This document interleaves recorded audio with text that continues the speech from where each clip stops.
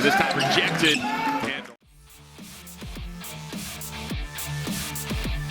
All right, welcome back to the show, everybody. Hope you all having a good day so far. So I had a couple of requests to check out this video, and it's titled "How a 5-Year-Old Beef Destroyed the Greatest Season in NBA History." And this is a Jimmy High Roller video. It's been a little while since I've checked out one of his vids, but honestly, I got no problem with it as long as it doesn't have to do with LeBron James. I do kind of miss his channel sometimes. So let's sorry about that, got a little distracted here. Let's check this out, because what I see in the thumbnail, this is a video about Chet and Wemby. And honestly, after seeing them go head to head a couple of times this season, I could definitely see there is some beef between these two, and I've been wanting to kind of learn the history of the beef between these two, because I only really know what I've seen from them both being in the NBA and playing against each other. But I know there's got to be some history to this, so let's learn. It'll make the games more interesting when I watch them go head to head anyways. So guys, as I always do, I'm linking the original video down below in the description. 2.63 million subscribers. I'm pretty sure most of you guys have heard of Jimmy High Roller, but the link is down below. You also see a list of channel members. Shout out to channel members. I appreciate you all. Guys, I want to get right into this and get my learn on. So I say let's do it. Hit that like button if you could. Hit that hype button if you got any left. I'd appreciate it. And let's go.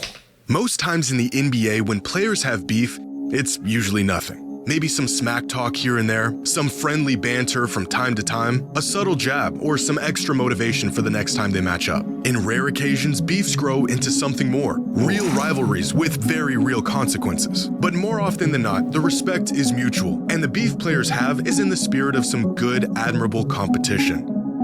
But what if it wasn't? What if it got so out of control, it altered the very history of the NBA itself? When two players despise each other so much that the mere comparison of them is met with consequence. And what if the beef began over something that never really even mattered in the first place? Okay. Yeah, okay. I don't know about this. Let's go. I'm here to learn. Today's video is sponsored by DraftKings. The NFL playoffs are here, and there's no better place to get in on the action than DraftKings. Right now on DraftKings, new customers who bet just $5 will receive $300 in bonus bets if their bet wins. That's right, place any $5 wager, and if it hits, you will get $300 in bonus bets. And you can stay in on the action and use your bonus bets on DraftKings same-game parlays for a shot at an even bigger payout. And if sports betting is not yet available in your state, you can still join in with DraftKings Daily Fantasy Sports. Download the DraftKings app now. New customers use my promo code JimmyHighRoller, win any $5 wager, and receive $300 in bonus bets. That's promo code JimmyHighRoller only on DraftKings. Sorry guys, it's good React etiquette to keep the ads in. All right, let's go. The first mention of Wemby and Chet together in some degree, at least from what I could find, was in a basketball forum all the way back in December of 2020, where a user asked the question, who are your top 5 players for the class of 2021 and 2022? Every single answer that followed containing both the names Victor Wembanyama and Chet Holmgren, but in different orders. Chet 2, Wemby 3, Chet 1, Wemby 3, Wemby 2, Chet 3, Wemby 1, Chet 2. 2020 doesn't feel too long ago, but anyone who had Victor as the best prospect in this class was well ahead of the curve, since at the time, he was just 16 years old and had about 10 months of film on his resume. I complain about him being skinny now. Look at him back then. He looked like an actual child trapped in a giant's body. Chet, on the other hand, was the #1 ranked prospect in America in his senior year of high school, already committed to Gonzaga and nearly 2 years older than Wemby. Ironically, Victor wasn't even in the class of 22. He was a member of the 23 NBA draft class. This question should have never even involved Victor in the first place.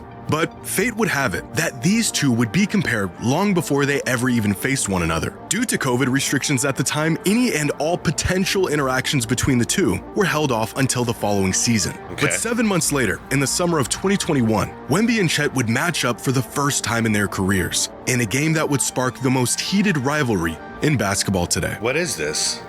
USA France, but What is it?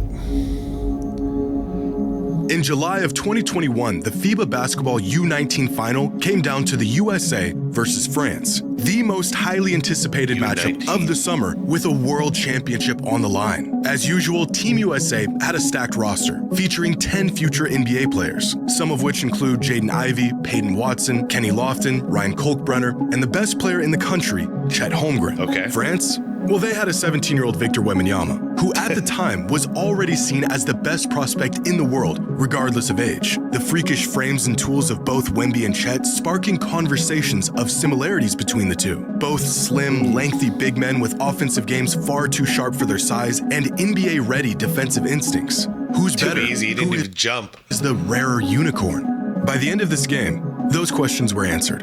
Victor Wembanyama was clearly a step above everyone else. Here comes Wembanyama. Nice. Emahi Balu gets inside. Missed. Oh, and then Wembanyama there for the putback. Oh. Wembanyama, how did you lose that? On the lane. Miles spins. Gets rejected by Wembanyama. Miller.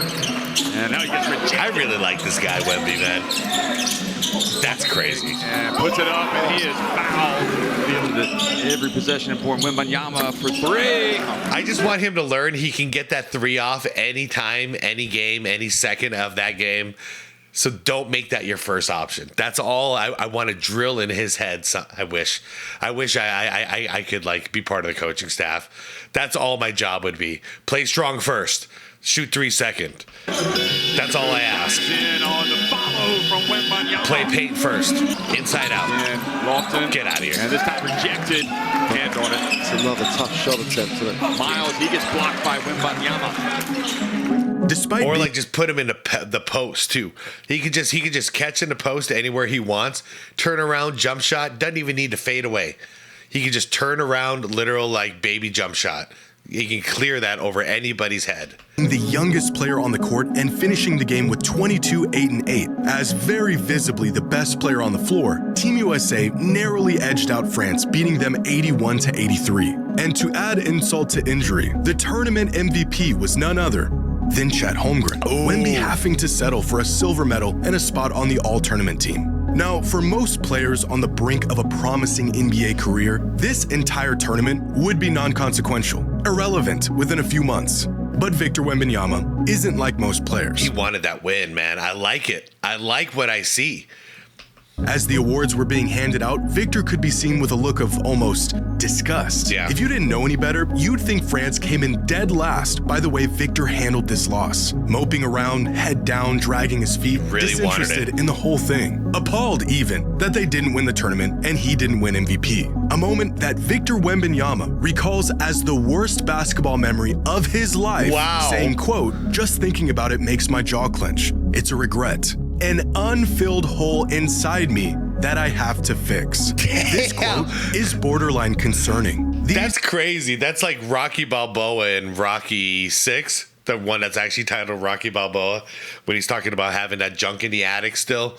He needs to unleash, and that's what he has to do in the final fight. Like, but Wemby is so young. Wemby's so young, and he takes it that serious. I'm joking around and I'm laughing about it. I love it. I freaking love it. I hope he never changes. Are not the words of a kid ready to just forget and move on to a bright NBA career. No, it's good, man. Unbeknownst to him, Chet Holmgren created... It's good. He remembers it. And that's why when we fast forward to what's going on now, he's thinking about this every time he faces off against Chet. A void in the career of the best basketball prospect on the planet. And by any means necessary, Victor was going to spend the next half-decade filling that void. Giggity.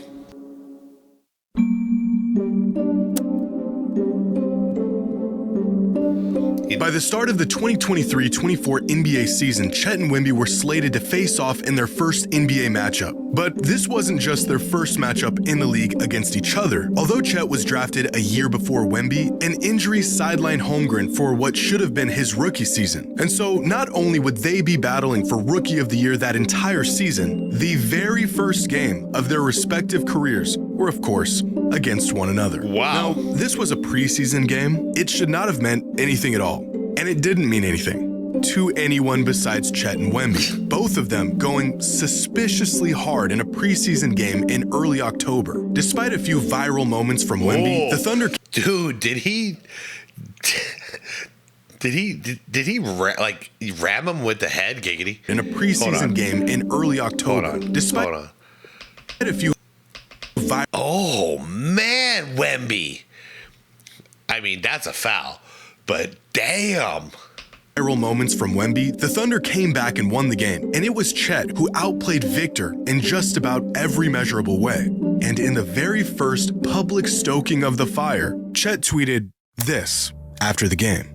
As if Victor needed any more motivation, as if the kid that was left with a hole inside him that needed to be fixed needed any more fuel to the fire, Chet Holmgren just doused it with a Oh, man. Oh, yeah. Hey, I called it out too, Wemby.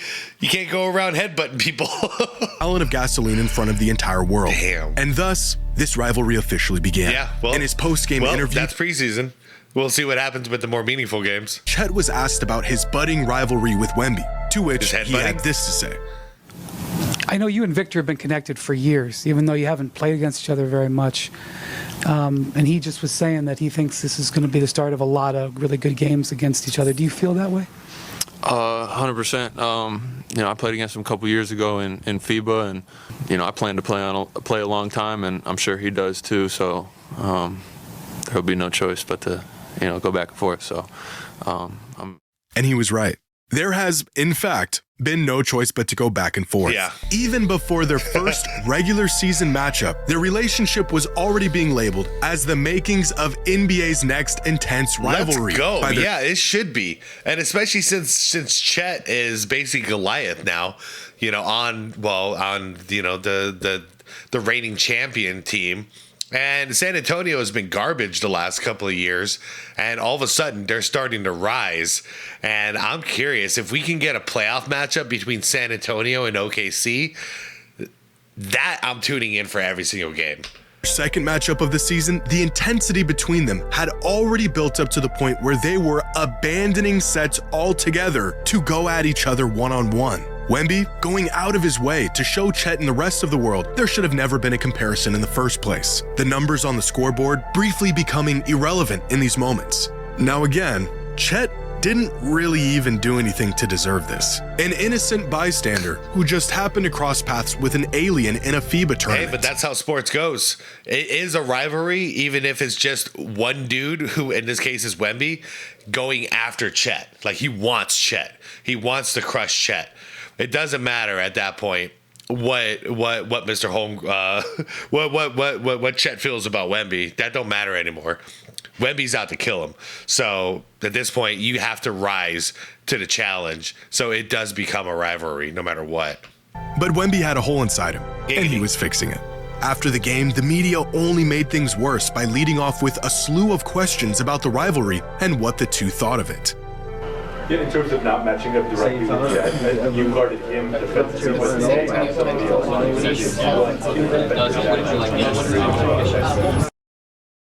I mean, it's obviously like human nature,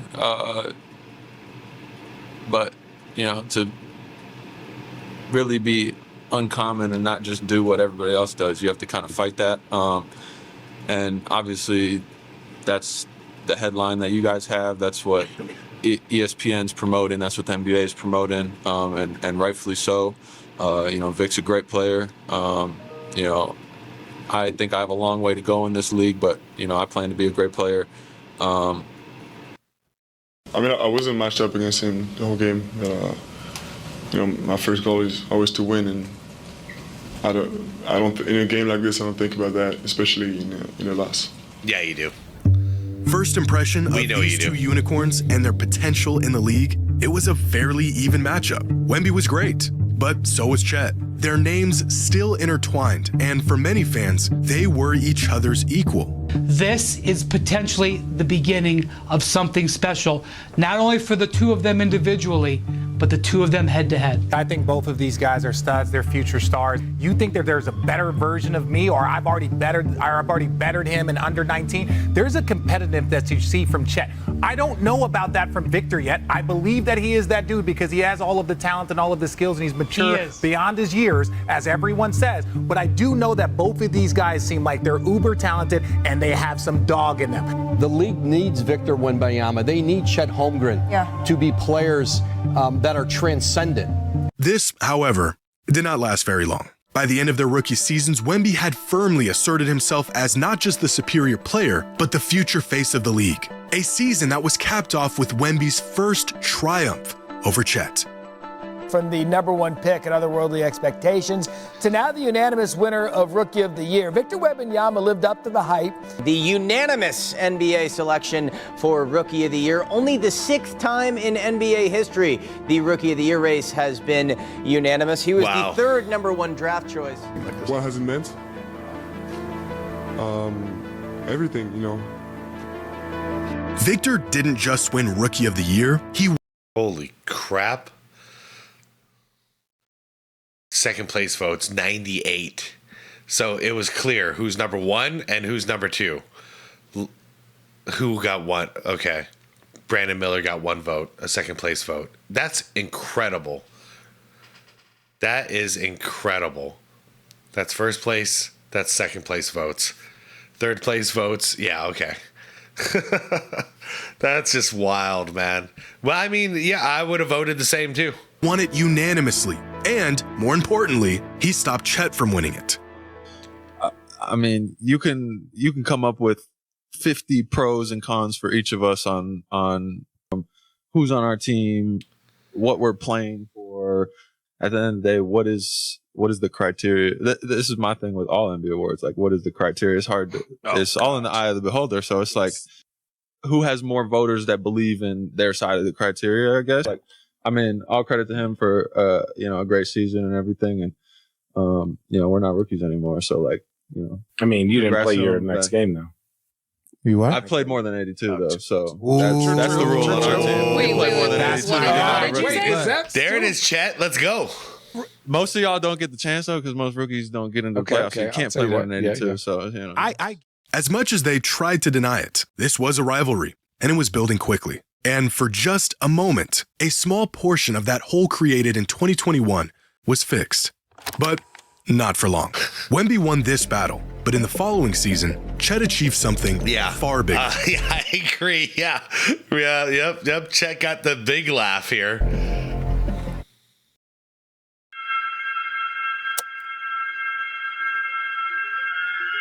By the start of the 2024-25 season, most fans had accepted that Wemby had taken a leap over Chet. Going into the season, Wemby had jumped all the way up the player rankings to 11th. Damn. Chet Holmgren. And he's about to get humbled here in this season we're covering, 24-25. 32nd. Even in the description of his ranking, Chet unable to escape the expanding shadow of Victor's ascension. But despite the gap that he was building on Chet, Wemby was still unsatisfied with the fact that they were still being mentioned in the same breath. In fact, his disdain for Chet and the Thunder was only growing over time. What happens when you bring up Chet to Victor?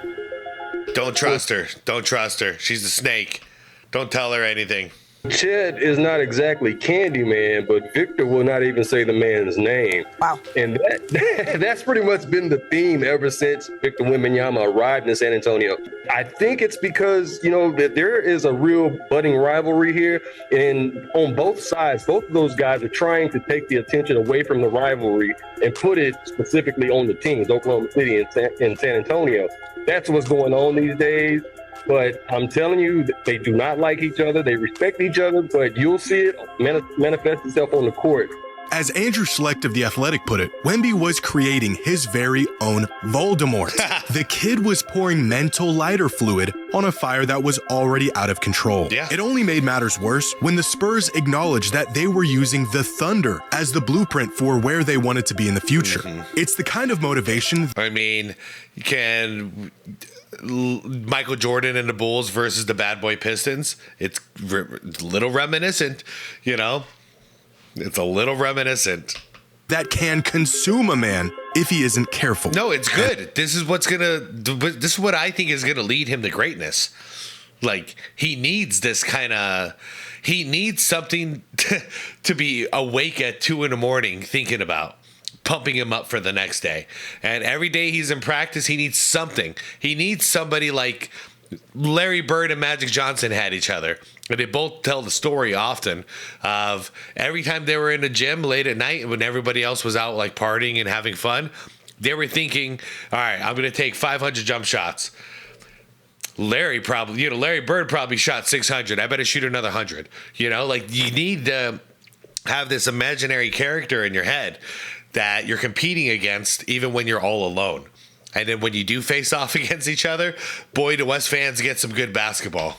Wemby was eaten alive by it. In their first matchup of the season, Chet completely outclassed Wemby, holding him to just 6 points in statistically his worst game of the entire season. On the other end, Chet had himself a game. The Thunder won the matchup, they were looking like early favorites to win the title, and the Spurs were still trying to figure out how they could possibly keep up. A performance that rekindled the Wemby versus Chet conversation. And before Victor could once again prove otherwise, he was dealt his biggest challenge yet. Breaking news out of the NBA, according to our Shams Sharania, Victor Wembanyama, the San Antonio Spurs star, is going to miss the rest of the season. By the way, I'm so glad he's back. He's healthy. He's looking great. This scared me a little bit. With what Shams is reporting, a form of a blood clot in his right shoulder. He is out for the season, and the Spurs believe that this is an isolated. While the Thunder were gapping the field and Chet was blossoming into a vital piece on a potential championship team, Victor was... Just imagine it, though.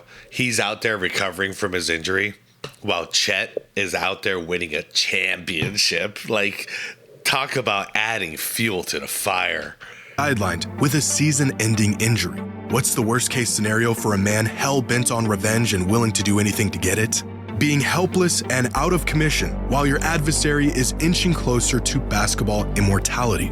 Well, actually, that's not quite the worst-case scenario, but this is. The Thunder have taken the NBA by storm for the first time. The only thing that could have made this worse is if Chet got the Finals MVP. Champion resides in Oklahoma City. The storybook season is complete. Yep. It almost sounds like a work of fiction. This whole saga, this young man's rise to glory and his subsequent fall, idly watching his admittedly unjustifiable enemy achieve the ultimate goal. It's at this point where most players would probably let this whole thing go. No way. Realize that this beef hell no. Let it go. This just added more fuel to the fire. No way, let it go, Jimmy. Gotten out of control. They're two different players on two different timelines with two different paths. It's just not worth it to hold on to something that No, you were so wrong, Jimmy. If Wemby wants to get to the glory land and he wants to freaking win some championships, he has to get through him. It's only intensified. You can't let your guard down now and be like, oh, it's okay, it's over. No, what about when you face them in a 7-game series and the whole season is on the line? This crap is just getting started. And scheme of things is so insignificant. But Victor Wembanyama is not like most players. No, he's got that like Kobe, Bird, Magic, Jordan. He's got that inside of him. Giggity, man, this is a perverted video. Y'all know what I'm talking about. Like, as far as his mentality. Damn perverts. All right. Yeah, let's go. You personally have not faced this team since October 2024. You didn't know it had been that long? I knew it had been long, but I didn't know it had been more than a year. In what ways does today's version of you approach that matchup differently? I mean, with much more experience in this league, in life, much more knowledge, I would say, of who we are as a team. It's going to be a totally different game than any before. By the start of the 2025-26 NBA season, a lot had changed over the last year. Wemby was back and ready to play basketball again. He made another jump in the preseason player rankings from 11th to 5th. Chet also made a jump of his own, from 32nd to 24th. For the first time, Wemby was officially recognized as an NBA superstar. Oh, and Chet was now an NBA champion. And if seeing Chet win MVP in a U19 FIBA tournament created a void in Wemby, seeing a ring on his finger created a black hole ready to swallow up anything in its wake. When recently asked if he considers there to be a rivalry between him and Chet, Wemby said, No, I don't think about that. At least from a basketball standpoint, there's no comparison between us. Yeah, I get what he's doing. So he's saying individually, no, there's no contest who's better. You know, he thinks he's the best, rightfully so. But he's thinking, that's why he keeps going back to the teams. Between the teams, yes, OKC has something he wants. What does Wemby think about the comparison? Well, his feelings hadn't changed. He's so appalled by it, he thinks there shouldn't be one. But maybe we should be asking Chet how he feels about the rivalry. Do you consider yourself and Victor Wembanyama a rivalry in the league? I don't think it's ever been up to players or teams to declare rivalries, so you're asking the wrong person. It is, though, dude. You have to lean into it. You have to lean into it, but you keep deflecting it, and I don't know why. I guess I get why. You don't want it to be a rivalry because if he ends up kicking your ass, it's going to look really bad because rivalries are a big deal in sports. But no, man, it happens organically, right? He calls you out, you call him out back. And then we have a rivalry. That's all it is. You keep doing it. It's entertaining. And that's all. It's not up to the media to do it. The media will pick it up. If you dish it out, the media will pick it up and amplify that rivalry. But you guys have to lean in. Yeah, I don't know about that. Regardless of what the fans or the media think, there is nothing we can do about the 7'6" basketball demigod who's out for revenge. A man hyper-fixated on specifically making sure you never one-up him again. His disdain for Chet at this point, no longer subtle or cordial. Fans and the media taking notice that this is not your average friendly back and forth. And it doesn't mean that much, but, you know, Wemby beating Chet in the mid-season tournament or whatever, I know that was a big deal for Wemby. Wemby is a man possessed, and Chet Holmgren wants nothing to do with it. But while the Spurs were still trying to iron out some wrinkles and adjust to an evolving roster, the OKC Thunder were scorching the entire league. 10-1, 15-1, they were 20-1, entering conversations of OKC having a good chance of breaking the all-time record for wins in a season. I don't think so. And Chet Holmgren, the right-hand man to the league MVP, with much larger sights than a beef with Wemby. We've already sort of gone down the road. He says that he and Wemby have never really spoken. That rivalry is happening. I don't care what anybody says. Is there a possibility that Wemby's a little in his head at the moment? I think this thing is man-made. Yeah, listen, okay, they're both 7-footers and they came out back-to-back years or whatever, and Chet was hurt. Other than that, that's where it ends for me. Like the real rivalry, it's levels to this conversation. The real rivalry to me is going to be SGA and Wemby. Those are the MVP candidates. Why would an MVP candidate have a rivalry with a guy that's not in that conversation? I think there's a lot of levels and a lot of layers to these conversations, and I think Wemby has graduated from that conversation of a rivalry with Chet. I get what he's saying though. Like there was nothing that could slow down OKC, and for some, this rivalry was a thing of the past. When it came time for these two to face off again, at least on paper, the Thunder were a better team in the midst of what could have been the greatest season the league had ever seen. But after 14 long months since the last time Victor saw Chet on the court, and 4 years after Chet stole his tournament MVP. This was one of the best games I've seen in years. On December 13th, the day had come, where he could finally get back to fixing that hole. Giggity. Missed the last 12. It's not my fault. He keeps saying hole. He's getting ready to head on the floor. What is this reaction? His first action since November 14th. Sorry. Harper pull up J. No. Tipped up and in. Instant impact for that's Wemby. hard. No good. Another offensive board for Wembanyama. It's a different game now. Harper is lonely.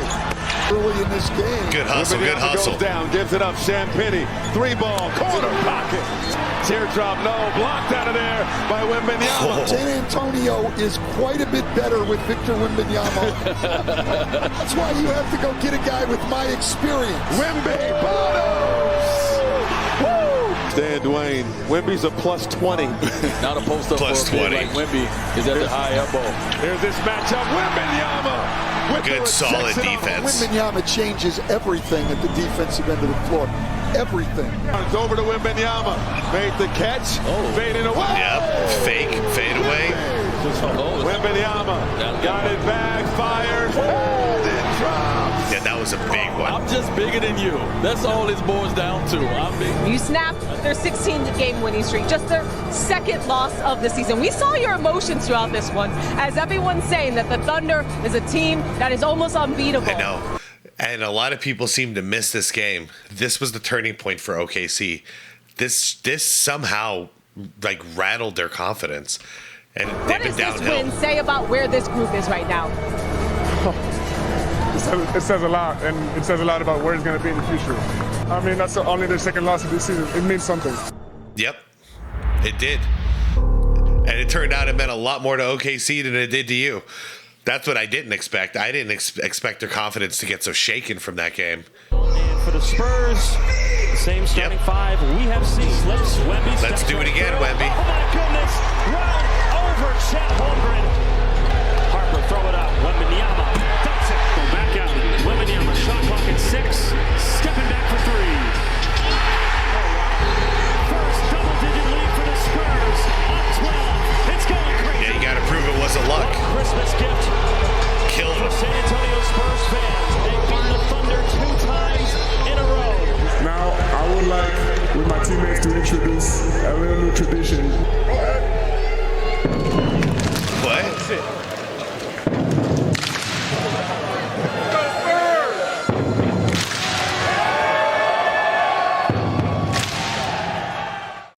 Did he learn that like over the summer while meditating with the monks?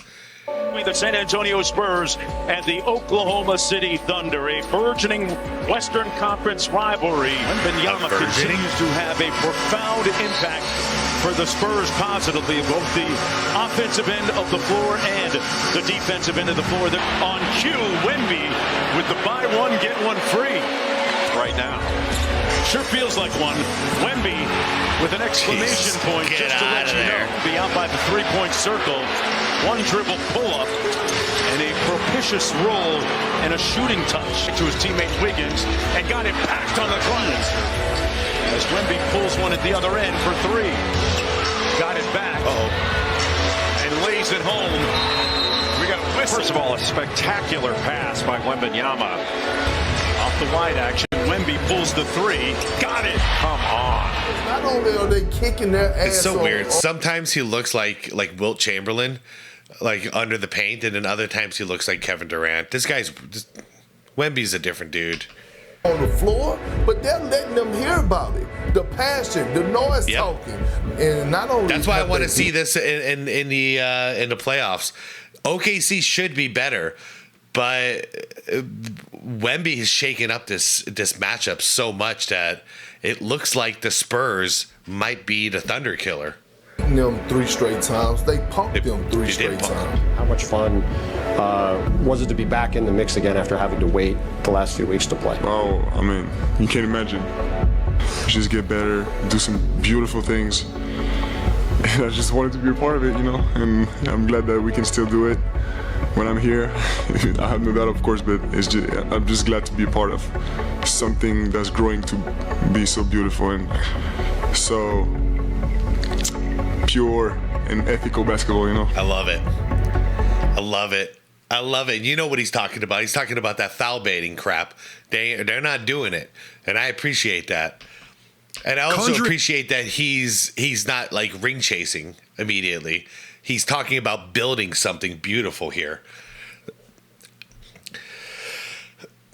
I mean, guys, so far he is like, I have my eyes on him for a lot of reasons. And a lot of it is his mentality, his mindset. If he can just keep going, keep this mindset, keep like growing mature, like this is the guy I'm going to be watching for the next 10, 20 years. As long as it keeps going this way. Up what could only be described as superhuman levels of pettiness, Victor Wembanyama unleashed 4 years of frustration upon Chet and the OKC Thunder, beating a team that only had 1 loss in nearly 2 months and was well on track to being the greatest regular season team of all time, not once, not twice, but 3 times in a 12-day span, purely out of spite. Now, of course, Wemby wanted to win these games, but the far more pressing matter was making sure Chet lost. At every conceivable opportunity, Victor made it abundantly clear that this was personal, morphing into Chet's very own boogeyman and playing each and every possession like his life depended on it. Flexing on him, throwing down windmills after the whistle, addressing the people, and creating an entirely new tradition from scratch. But not only did the Spurs beat the Thunder 3 times in a 2-week window, Victor Wembanyama and his insatiable thirst for vengeance single-handedly derailed what could have been the greatest regular season of all time. The Thunder's record leading up to that fateful December 13th night, 24-1, on pace to beating the all-time wins record. Their record since that first matchup against the Spurs, 6-6. The record now well out of reach. Man, yeah, nobody can beat that 96 Bulls team for some reason. Nobody can do it. I thought for sure, what are we, like 30 years later? 30 years later, I thought somebody would be able to do it. Come on. To say the Thunder don't say Golden State did it. They don't mean a thing without a ring. Somebody's got to come around, beat that record, and win a damn championship. It's time. Completely unraveled simply because Victor is a resentful man who is hell-bent on not letting things go may sound like a bit of an overestimation of the damage Wemby inflicted onto this franchise. Then again, if you told someone the future face of the NBA is still mad over a meaningless MVP he lost 5 years ago in an international tournament that nobody remembers and is still seeking revenge on the poor guy who stole it from him to this day, that would probably sound like an overreaction too. For the Spurs, these wins were a step in the right direction, a sign that they could really compete and beat the best team in the league. I don't think he's thinking about that FIBA game anymore. I think he's thinking about that championship Chet won.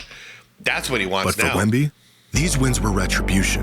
One step closer to filling the void where that MVP should be. Intrinsic proof that there should have been no comparison, and that he is definitively better than Chet. A conclusion that all of us reached about 2 years ago. Dude, really good video. It's a little perverted for my taste, but I'm just kidding. No, that was a really good video. It's Jimmy High Roller. Like, when he wants to, man, he puts out some great content. That was some really good content right there, in my opinion. That's everything I needed to know. I needed to know where this started, and I had no idea it started out in the FIBA. That FIBA 19 tournament.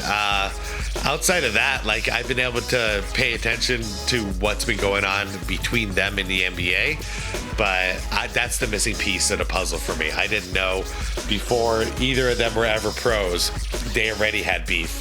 I thought maybe they were just being compared to each other because of their rookie class plus their heights, obviously, and the fact that they're both in the Western Conference. But there's more to it than that, and I like that because, guys, I'm still not an OKC fan.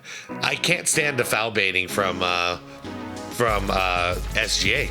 I can't do it. It's killing me. Like, when I watch a Thunder game, it's sad too because I kind of like, I like the hustle of players like Caruso. I like their defense, but I can't stand the foul baiting, so I can't root for that team. Now we have a contender, San Antonio. And, Wemby is, he's preaching ethical basketball, which is the opposite of foul baiting and flopping. And he's coming in with an old school mindset.